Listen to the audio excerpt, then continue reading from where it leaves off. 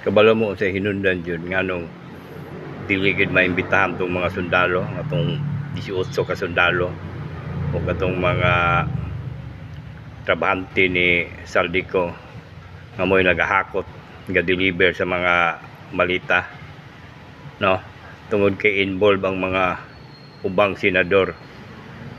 Nidawat sila mga malita ang ubang mga senador mo nang di gid siya hugot gid ang ilahang paningkamot nga di gid madala ang mga witnesses diya sa Senado.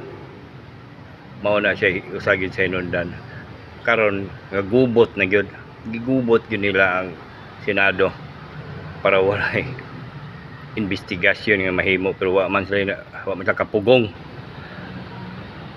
Naabot man gyud ang 18 soldiers og ni sulti man gyud sila kung say kamutuoran.